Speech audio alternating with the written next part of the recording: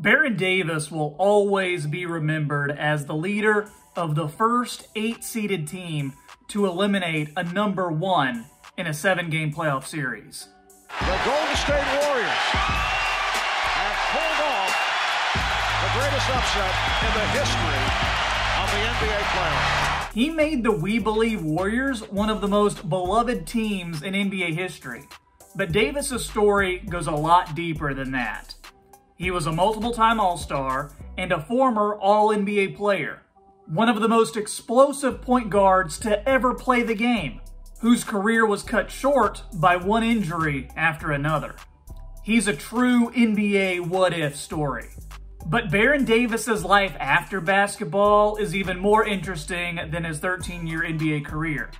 This video looks at his story to answer the question of what happened to Baron Davis.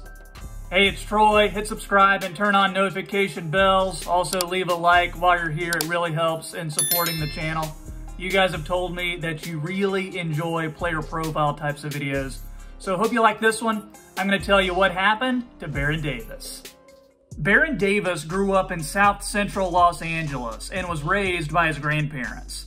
His grandmother pushed him to play basketball, and with her encouragement, he enrolled at a prestigious private school in Santa Monica. That's where scouts really started to take notice. As a senior in high school, Baron was named the Gatorade Player of the Year and competed in the McDonald's All-American game. Colleges from all over the country wanted Davis to play NCAA basketball for them, but he decided to enroll at UCLA so he could play in front of his family and friends. He was a star in college too, bringing a rare mix of flashy playmaking, athleticism, and power you just didn't really ever see from point guards back then. But Davis's long history with injuries would begin in college when he tore his ACL during the NCAA tournament his freshman year. Still, he was able to recover by a sophomore season and play well enough to be picked number 3 overall in the 1999 NBA draft by the Charlotte Hornets. This is a guy who was redefining the point guard position at that time. Back then, you just didn't see point guards who could post up, run a team, and play above the rim. In Davis's first 3 years with the Hornets, he made the playoffs every year and was selected for his first All-Star team by the time he was 22 years old. But before his 4th season, the Hornets franchise relocated to New Orleans, and Davis had begun to deal with more nagging injuries. He made another All-Star team in his 5th season, but his inability to stay healthy and lead the Hornets past the first round of the playoffs created tension with Hornets management. During the 2004-2005 season, he was traded back home to the West Coast and the Golden State Warriors. But it wasn't until the Dubs hired Don Nelson 2 years later did Davis finally take his game to another level. Nelson's high-scoring offensive system was designed to fit Davis's up-tempo style, and the Warriors returned to the playoffs for the first time in more than 10 years as an 8 seed. So let me set the stage for you. At this time, the Warriors had a reputation of being a pretty bad team. Remember, like I said, they hadn't made the playoffs since the mid-90s. But this year, the Warriors had actually turned it around. They got up and down the court, they scored a lot of points, and they were one of the most fun teams to watch in the NBA. It was a true underdog story.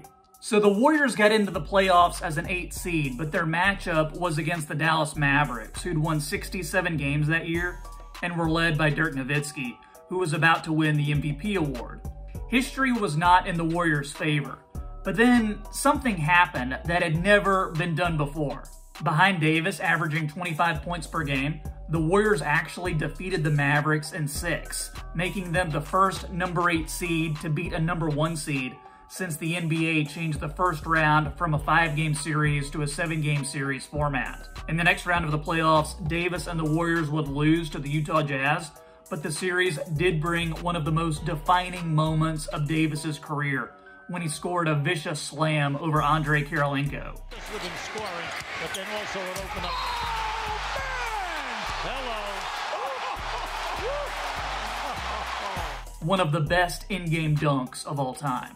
But those playoffs would be the pinnacle of the We Believe Warriors era. A year later, they were done. Baron Davis signed a 5-year deal to return home to LA and play with the Clippers. This was Davis's chance to turn the Clippers, a perennial laughingstock at the time, into a winning franchise. But any dreams of turning the Clippers around were quickly dashed. Davis's time in LA was a disappointment, and he was traded to the Cleveland Cavaliers halfway into his Clippers contract. And after only 15 games, the Cavaliers cut Davis via the NBA amnesty clause, and he was a free agent. The next season, he was dealing with a back injury, but managed to play about 30 games for the Knicks, even starting for the team in the playoffs. But 4 games in, an injury happened. One that would end his career. Here comes Davis. Davis falls down and he's hurt. While sprinting to the basket, Davis's knee buckled. It resulted in an ACL and MCL tear and a dislocated kneecap. He was wheeled off the court on a stretcher to a standing ovation from the Knicks fans. It would be the last time Baron Davis would ever play in the NBA, and an unfitting end to one of the most underrated players in the game. Knicks coach Mike Woodson said that back in the locker room, an injured Davis told him, "Man, I tried to give you all I could." Pretty surreal that the exact moment when Baron Davis's career ended was caught on tape and broadcast to a national TV audience. And you know, for many players, that would be it. They would take their millions of dollars, they would retire, and we'd never hear from them again. But for Baron Davis, it was different.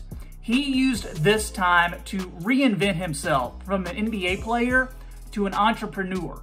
Davis has put his name and money behind vitamin water, a coffee startup, podcasts, and a clothing line, just to name a few. He's even been confirmed to be part of a group in negotiations to buy Reebok from Adidas for $2.4 billion. Recently, he's used his connections in LA and Hollywood as a springboard to acting, where he plays a fictionalized version of himself in a Curb Your Enthusiasm-inspired comedy. I'm feeling like Jon Snow right now, dude. I'm feeling like this whole Game of Thrones in my life is starting to merge and collide as one. So I think we can all agree that Baron Davis falls into that category of a player who never got to realize his full potential due to injuries. It makes for a great what-if story. And I think when we look back at Baron Davis and his NBA career, it's pretty underrated. But in spite of all that, Baron Davis has been able to become one of the most successful former NBA players in history.